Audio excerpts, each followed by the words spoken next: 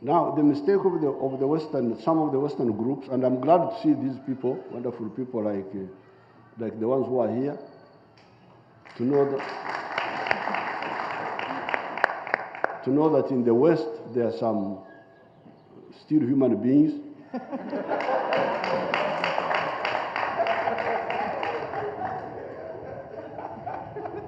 who believe in normal life. If there is an abnormality, how would you seek to universalize an abnormality?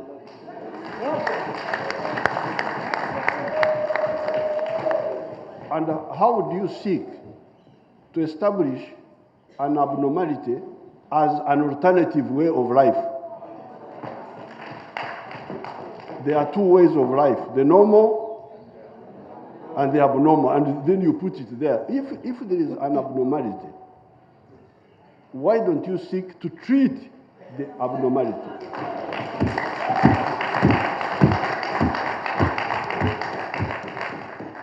And to isolate it, not to spread it. So definitely there's something wrong with these groups, the leadership in the West. There must be some serious issue there, some structural problem. I can't know what it is, because I have studied human evolution and philosophy. There's nothing, but there's something that's funny that is going on in some of these places. The human race has been here for 4.5 million years. That is when the human being evolved from other primates into Homo sapiens sapien, the wise man. 4.5 million years. And in these years, and all the human beings were started here in Africa. You are all Africans. If you see Chinese, Europeans, all those are former Africans. This is because the human species did not exist outside Africa until about 100,000 years ago. That's when these groups started living. Now, in those years, the human race has a lot of experience if we want to use it well. Experience that is negative and also positive. Therefore, I would really like to appeal to leaders in the world to stop shallow thinking. Small things, they are not able to see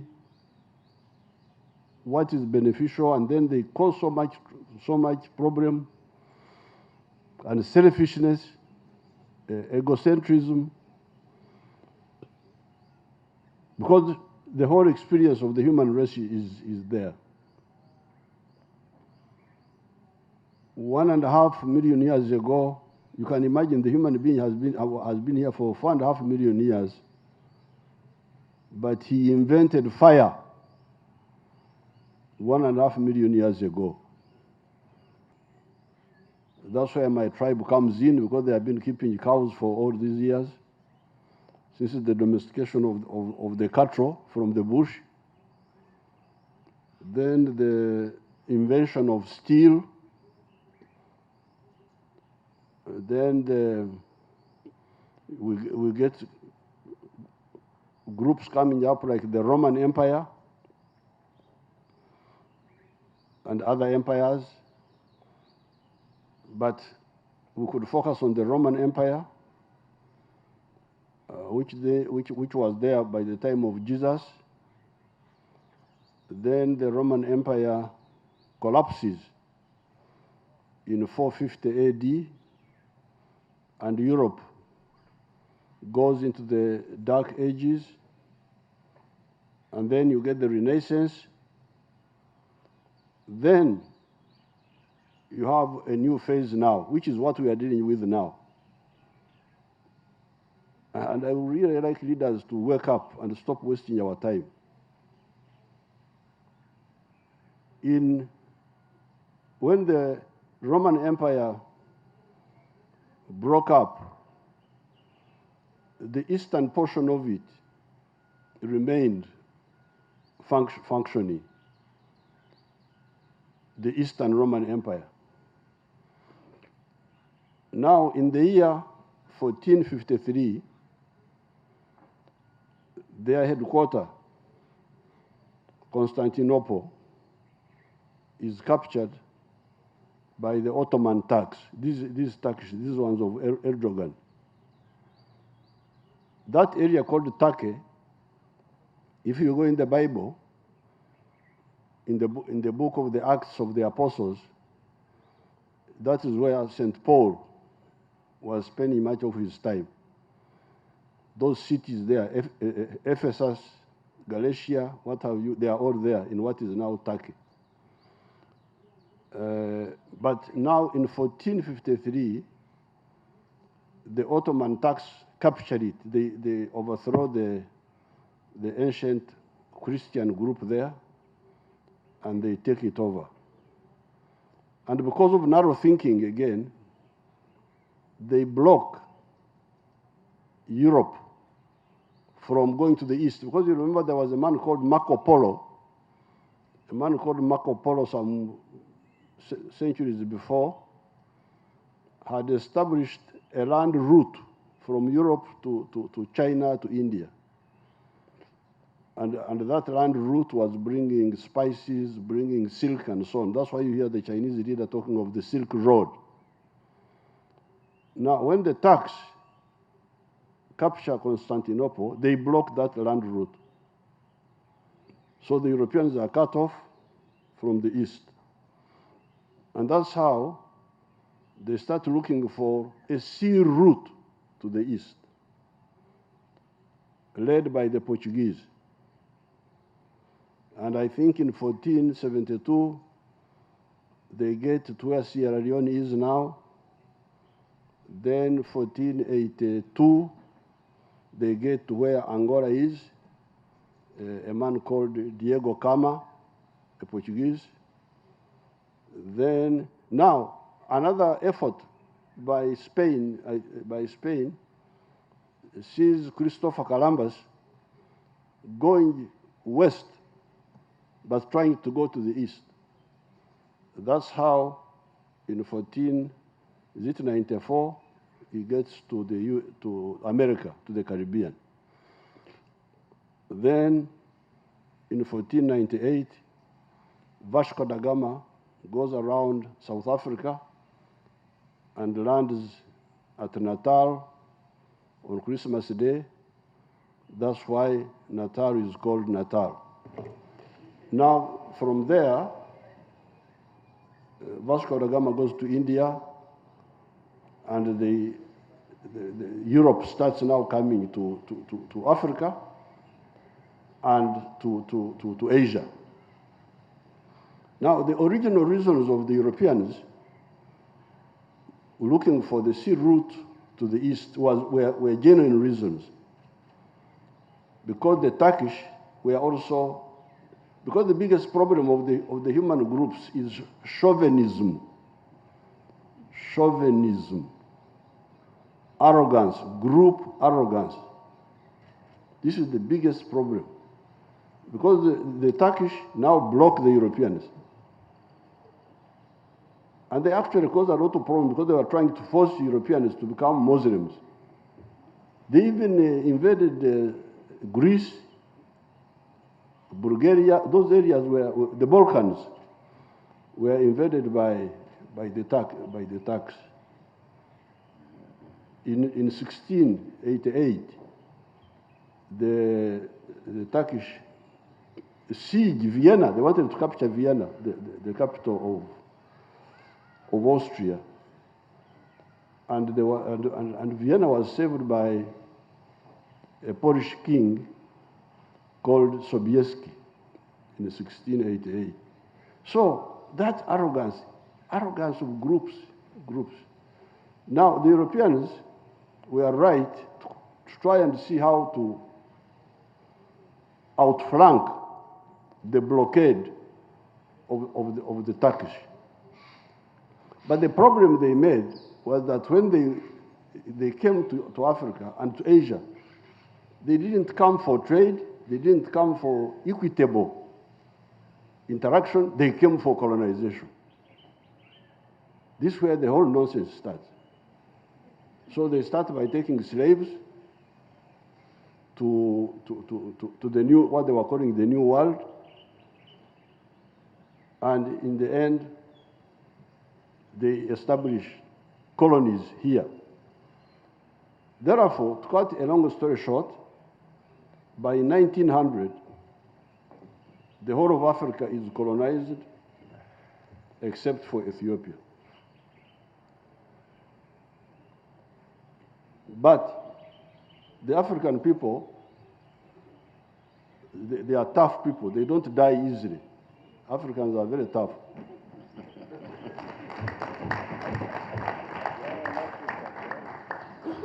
That's how they could manage the slave conditions in the New World and survive. They're still there. You can see them there. They survived. So those who went to the New World survived. We who stayed here survived. In spite of the slave trade, in spite of colonialism. But also, you Africans, you need to know that Africa was colonized because of internal weaknesses. Don't only blame the outsiders. Because the Europeans, you remember, they tried to colonize China, but they couldn't. China was still disorganized, feudal, but they ended up only capturing Hong Kong and Macau, and that was all. They were not able to conquer the whole of China. Even Japan, they couldn't conquer Japan. So Africa was conquered because of internal weaknesses. We could have defeated the Europeans. We could have defeated them. But our chiefs were just putting on monkey skins, running around, half naked. It was internal weaknesses. Nevertheless, the African people started resistance in the new age. In 1912, the African National Congress was founded in South Africa.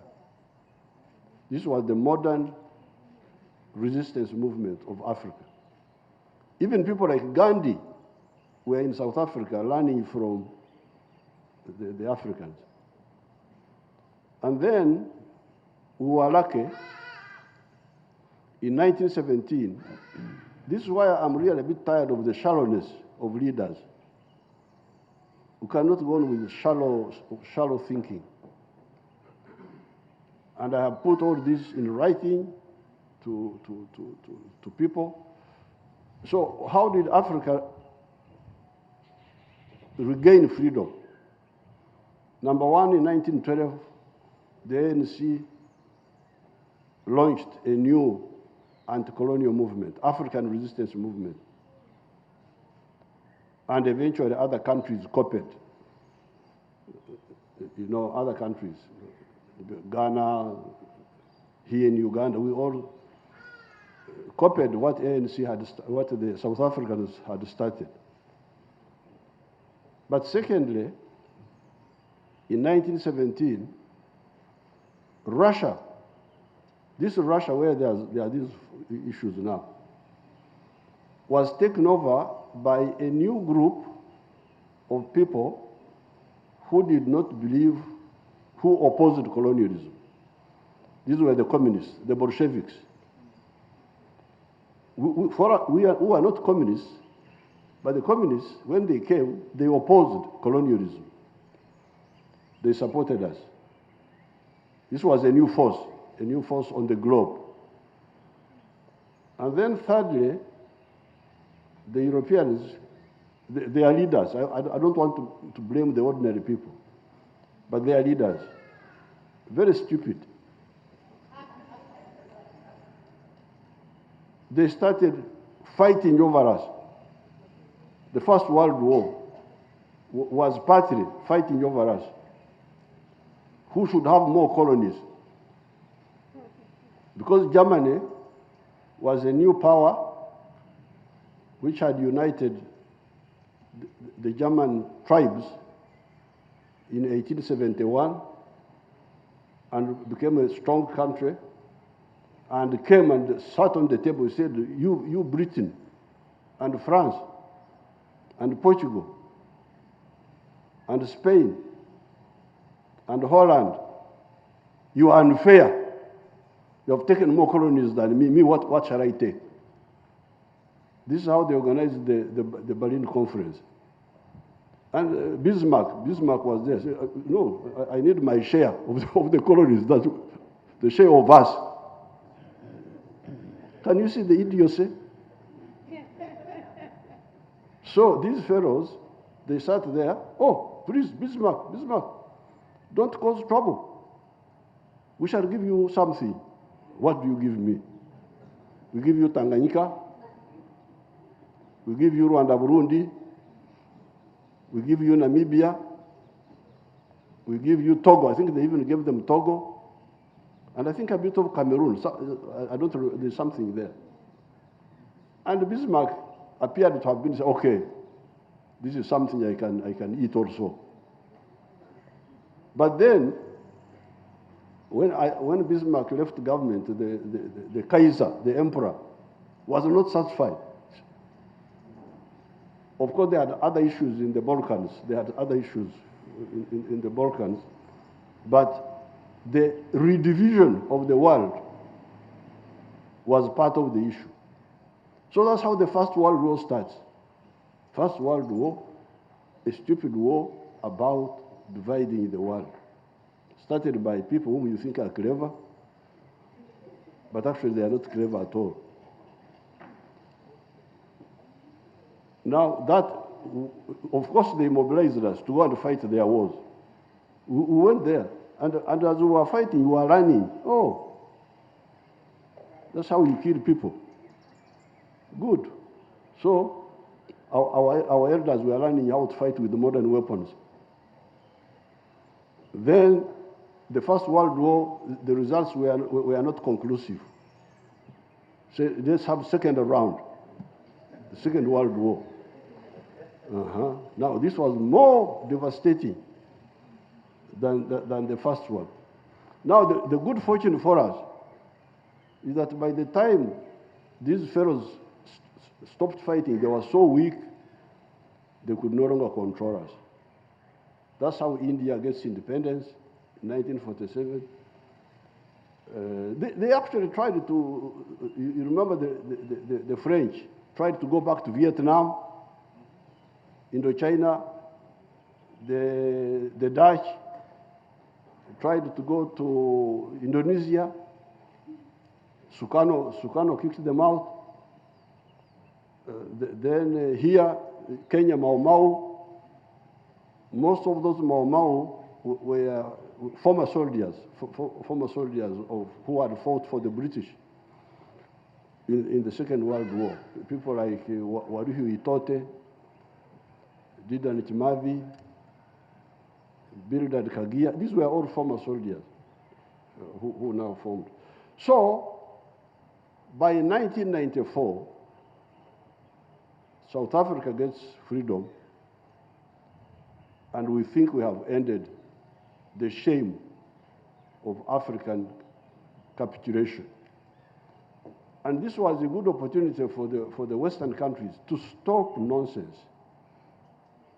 Because Africans are forgiving people, we don't hold grudges. We said, okay, the past is the past. Even some of the people have been saying reparations. Me, I have never joined those people to say, because it was partly our fault. Why didn't we defeat these idiots when they came here? Why are you conquered? You are an idiot yourself. You can't say, I was conquered. What were you doing? Why couldn't you organize yourself? The idea that Europeans had guns, this is not correct. Those guns of those days were no better than spears. They were very inefficient, very inefficient weapons. And in some cases, where the Africans organized well, like in Sandirwana. In Sandirwana, there is a place in South Africa called in Sandirwana, where Tsetwayo defeated the British in 1879. They could defeat, we could have defeated this, they could have defeated these invaders, but they were bankrupt themselves. So you must look at the internal weaknesses, not just look at the outside. So anyway, by 1994, Africa had been cleared. And this is now why we needed a new start. So therefore, it is amazing to see that people can again now try to tell Africa, do this, do that. I don't feel embarrassed on behalf of those people.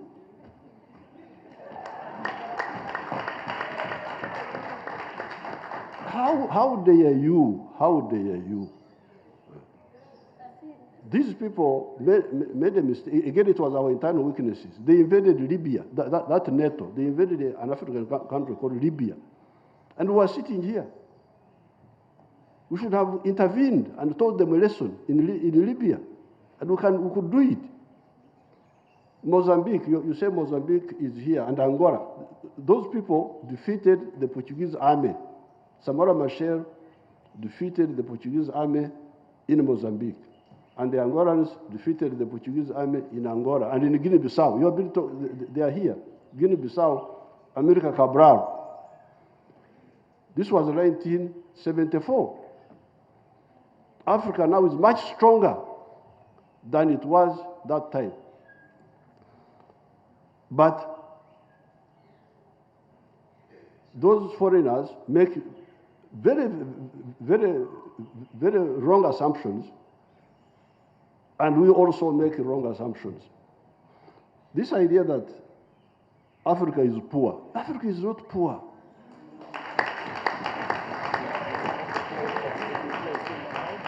Africa needs nothing from nobody. Uganda here, how can you say Uganda? We have everything here. Everything here, Uganda, we have.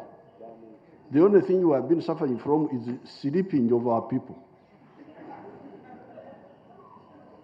Kulala, I hear that in the Bantu dialects, you have the word kulala, even in Swahili. So, I'm always trying to wake up these appendices. If they wake up, there is nobody who can challenge us.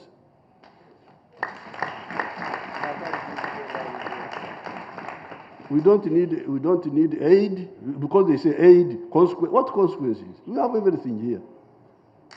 It's a miscalculation. And I've quietly told some of my Western friends, please don't bring that language to me. Don't say consequences. What consequences? Don't talk to me like that. So therefore, the idea of the foreigners giving elections to the Africans should stop, because they should have learned this. But also, the idea by the African that Africa is poor should also stop, because it's not. Now, recently, there was a war in Europe. Oh, said, we are going to starve. These Ugandans here were talking like, some of them were talking like that. Even when I spoke to President Zelensky, he rang me and we spoke on the phone, the president of Ukraine. He was also telling me about food. that we can give food to you. I said, please, we don't need food in Uganda. We have got a problem of too much food here. We have to export it. So please, for food, these people said, oh, there's a shortage of food. I said, what food? They said bread. But why are you eating bread? Why don't you eat cassava? You have got all the food you need here. Yes, we don't grow so much wheat because that's not our culture. Me, I don't eat wheat, I don't eat rice. I eat your food. And we have a lot of it here in Uganda. There are a few of our areas which have some shortage because they are a bit dry. But it's not because of lack of food, it's just lack of money to buy the food from the farmers to give it to them. So food. So therefore, two things. Number one, talking quietly and politely but firmly to our foreigners that please stop this. Don't give lectures again. Don't. Just talk about your own things. Don't give me a lecture. But secondly, on our side, getting rid of the weaknesses. Because there are so many weaknesses, our own internal weaknesses. I don't have time to go into those. So therefore now, when it comes to the issue of homosexuality, we need a clear understanding ourselves. What is the starting point? That's why I'm interested in the comments of the professor from Kenya. Because we had some few homosexuals here, even before colonialism. In the last 200 years, in this part of the world, I am aware of about 4 or 5 names which were being whispered. They were being whispered. They whisper. They don't talk openly, but they whisper. About 5 of them. Now, the question is it genetic? Is it hormonal? Is it psychological? So I would like to sit down here and hear the comments of the professor from Kenya. Professor who? Ongeri? Jina lake nani? Wahome. Yes, Dr. Wahome. Wahome anatoka wapi? Anatoka Kenya. Kenya wapi? Kama Wahome. Go up here.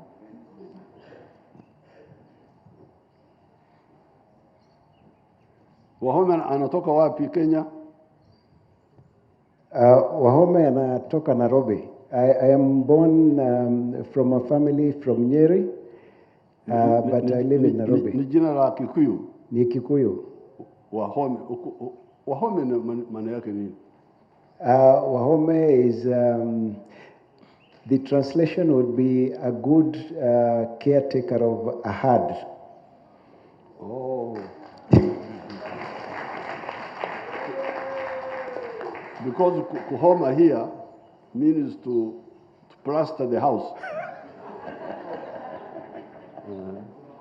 So, who is the homosexual, the genuine homosexual, not these ones who are copying or being mobilized? But the genuine one, what is he? Is it hormonal? What is the problem? The greatest problem, Your Excellency, is childhood adverse events. These are children who have either been molested or children who have been neglected emotionally or who have been abused emotionally. So broken families create homosexuals. So they are children who are very broken, but it is not genetic, it is not hormonal. So it is psychological? Yes. Uh-huh. Okay, so then that's the starting point. I think thank you very much, thank you. That is the starting point, that we start with that one and answer it. And once we answer it, then the question is, what do you do? The bill is coming to me, but I will call you, the MPs, and I will call back Dr. Wahome and other doctors, and we answer that. This original homosexual, what is his problem? Is it, for me, I thought it was hormonal. But Wahome is saying, no, it is not hormonal, it is psychological. Huh? Do you have any other point? Yes, Your Excellency, Sharon wants to say something. Your Excellency, I have a chapter in my book on this that has a lot of the research, so I will be giving this to you. But we worked with a counselor who himself had come out of homosexuality, and he's treated over 1,000 men with same-sex attraction. And he noticed, as he worked with all of them, that they had 5 issues that they had in common, all of them. Maybe they didn't have each of them all 5, but most of them had at least 3 out of 5. And those 5 issues were either they had an abusive father, and so they disidentified with their own sex, or their father was completely out of the home or not existent for them. They had an overprotective mother that wore the pants in the family and kind of marginalized the father. They had pornography addiction that led to homosexual pornography, because with pornography addiction, you need something new and novel to keep getting the same effect. And so you graduate to different kinds of twisted pornography. They had sexual abuse in their background, many of them. I think about 30% of the homosexuals, and all this research is in the chapter that I will give you. And then the last one was they were bullied. Some children, this is not true for all of them. Like I said, they might have 1 out of 5, and this is just what he found from interviewing all of these and working with all these homosexuals. But some of them were also bullied. Let's say a boy is born and he is slight of stature, and he gets bullied and he feels marginalized and nobody picks him for the sport teams, and he feels like he doesn't fit in his own gender. Those kind of things. So psychological mainly? Yes. Or exclusively? Yeah, so they're wounds. He describes it in the documentary as the sexualization of emotional wounds, is how he describes it. And I'll send you a link to that documentary. It's online. It's at understandingsamesexattraction.org. And there's many professionals that give their opinion and the studies and on this issue in particular. Yes, but because of me, I have been asking these questions whenever this issue comes up, and when we discuss with these lecturers from the Western countries who come to lecture us, I tell them that there is no way, because the homosexual, the few cases which we had here were definitely deviations from the normal. They are deviations from the normal. They are deviants. They are not the normal. Now, the mistake of the Western, some of the Western groups, and I'm glad to see these people, wonderful people like the ones who are here, to know that in the West there are some still human beings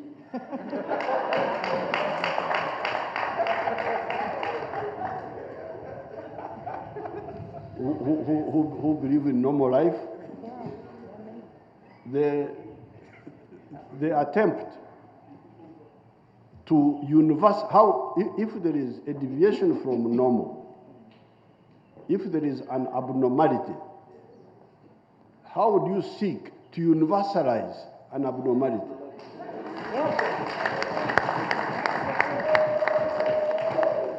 And how do you seek to establish an abnormality as an alternative way of life? There are two ways of life, the normal and the abnormal, and then you put it there. If there is an abnormality, why don't you seek to treat the abnormality?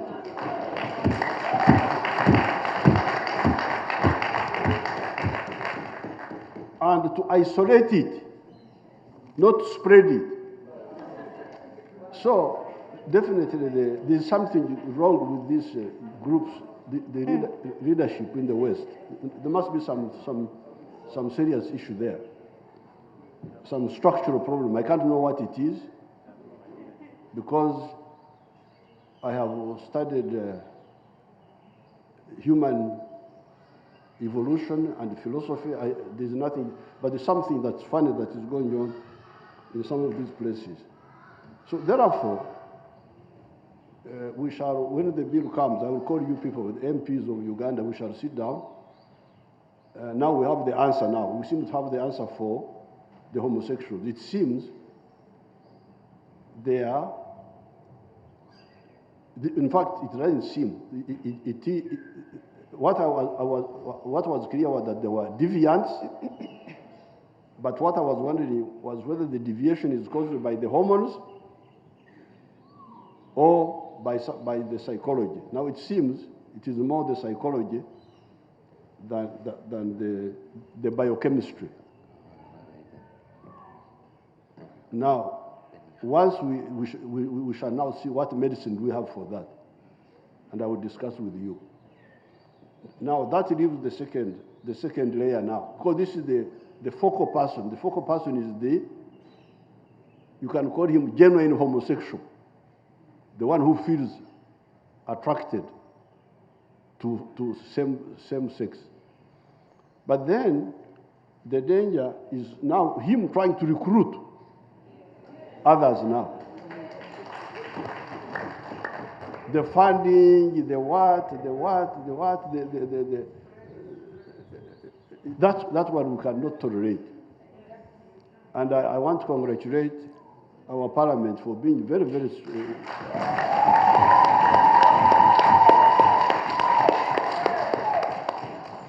but also, there's also another cultural clash between us and some of the groups. If I kiss my wife in public in Uganda, I will lose elections in Uganda. Because the Ugandans would say, this man, what is he trying to show us?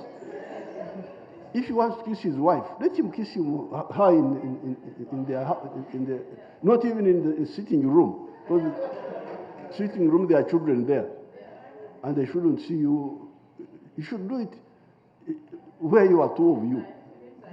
But here, I am a homosexual. What are you telling us now? So that publicizing is also totally unacceptable. So therefore, I want to salute the Ugandan parliament. They didn't come to discuss with me. We didn't discuss it before. They started on their own.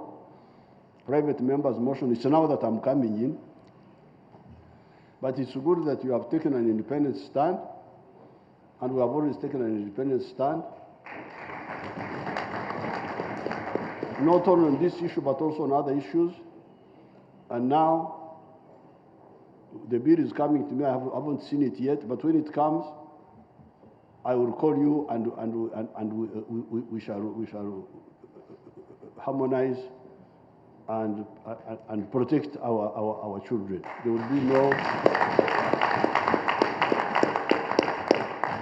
will be no promotion of homosexuality in Uganda.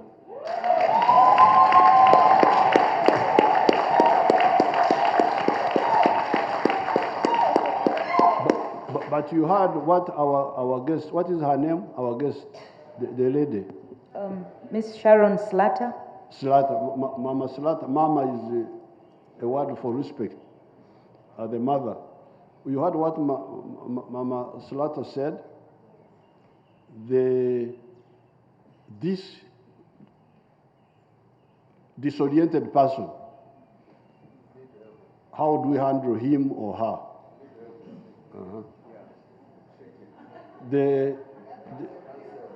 The issue is, and I'm glad to hear that the case she quoted, somebody had, what do you call it, reformed or reclaimed or rescued. Somebody had rescued 1,000 people. So which means that homosexuality is reversible, is treatable, is curable. It shouldn't be preserved. It shouldn't be propagated. It should be limited, confined, and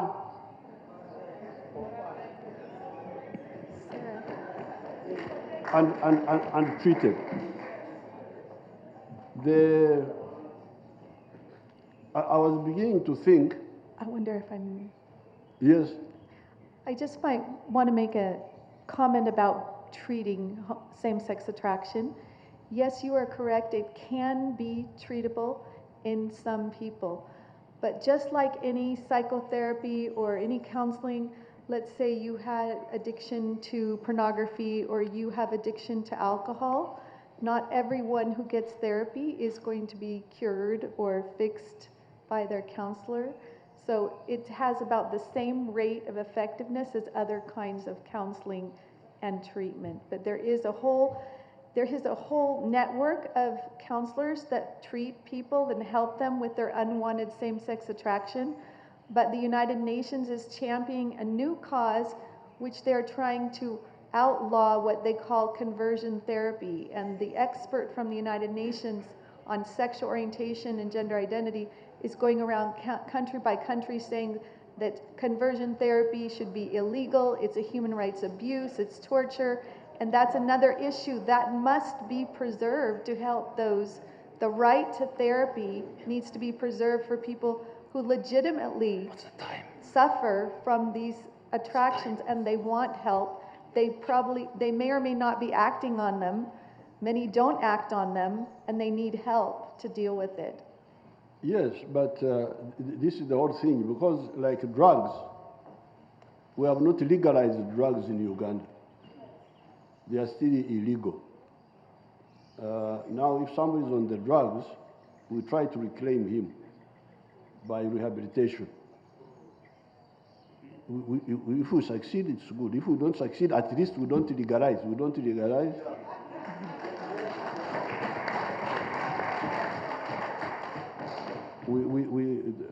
So I think it's high time now, as you are saying, that Africa should provide the lead to the world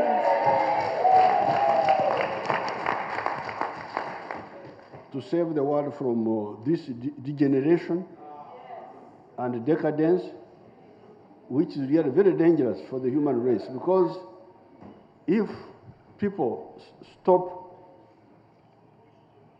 opposite sex stop appreciating one another, then how will the human race be propagated? How? It is much more serious than even drugs and all other problems. So I'm very glad that you are all here, and I have already benefited a lot from Dr. Wahome. I have benefited from Mama Slata and her research.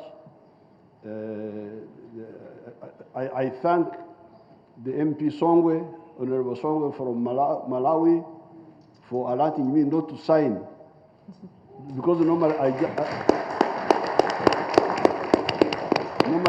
just sign documents when they bring them to me, assuming that the people who brought them knew what they were doing.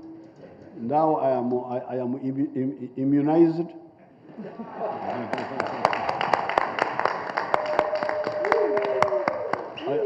I am immunized against the SCP new treaty, So really, but my appeal to the Western political circles, they should really stop wasting our time because they will not manage. They will not succeed. We defeated colonialism in 1963 when the OAU was founded in Addis Ababa. At that time, there were only 36 African countries which were independent. The others were not independent. Zambia, Kenya, the whole of Southern Africa was still under colonialism. And our leaders in Addis Ababa, our elders, they demanded that the whole of Africa must be liberated, either peacefully or by war. Now, our foreign friends said, these Africans are just talking. What will they do? How can they fight? How can they fight the Europeans? Now, this was 1963. In 1964, the war in Mozambique started. The war in Angola had started before. The war in Guinea-Bissau started. And by 1974, colonialism had been defeated in Zimbabwe, 1980. So, Africa, my appeal, I want to use this occasion also to advise our Western friends. We don't have enmity with anybody. We are not aligned. We judge issues on merit. And we want to be friends with all countries of the world, East or West. But they must stop wasting our time, because this is really a waste of time. To tell me, you do this, I know what I'm doing, please. Don't waste my time. I studied English in the schools. There's an English word called insufferable. Somebody is insufferable. Really, it goes on your nerves. You feel like exploding. This person, why does he? You really feel, you pity him. How can somebody think like this? Looking at me and think that I am to be told, do this, do that, because of some little help. It's really madness. So, finally, I want to assure Madam Slaughter that there will be no comprehensive sex education here.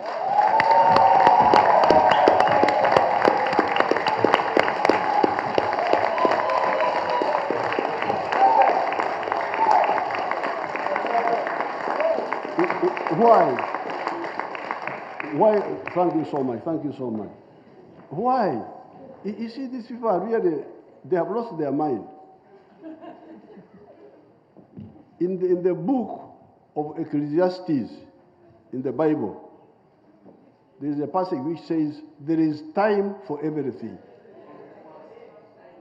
There is time for this, there is time for that. There is time for this, there is time for that. Now, children are children.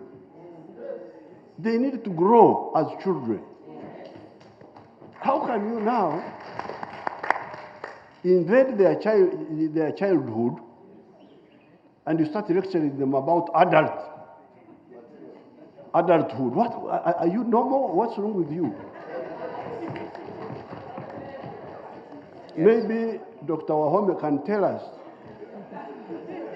just briefly, child psychology. Is child psychology really helped by because when you are a child, you are playing with the. I used to see my children, Mohozi and the other, my girls. They like the comics, things, funny things. They don't have time for serious topics of this and that, and they want they want amusement. So, what psychology are these using? Dr. Wahome, you help us if you can.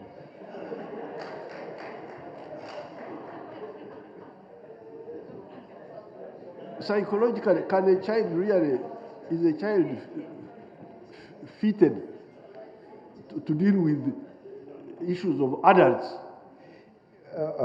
Your Excellency, the brain is the last organ to mature.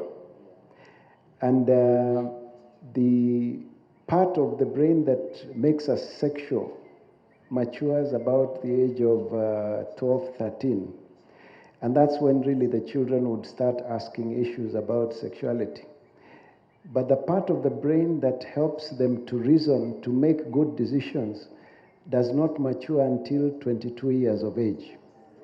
And therefore, if you cannot teach a child to make good sexual decisions, it is not possible. That's why we have the age of 18 as a cutoff for what children can be allowed to do without parental guidance and what they can do on their own. You remember that was a compromise because of the war. Otherwise, it had always been 21. Yeah, so the child doesn't need to be exposed to sexual matters until the natural inclination starts. So it's really very, very bad. That children, instead of being children, now they become sexual consultants.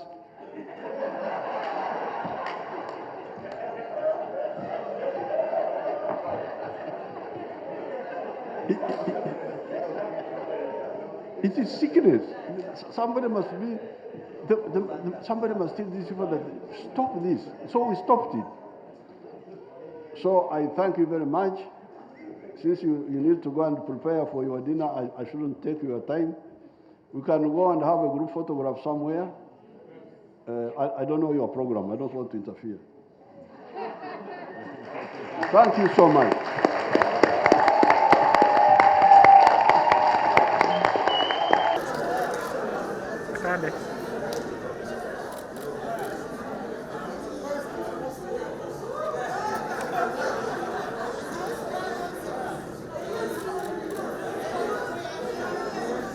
That's Dr. Monet.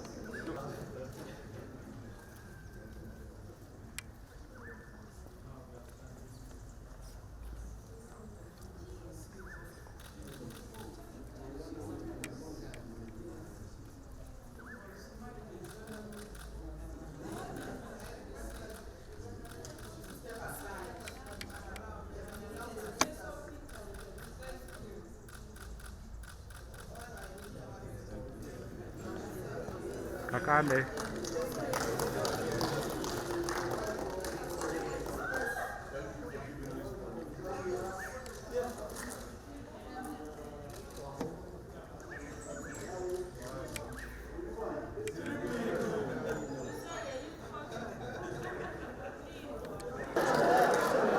Kakale.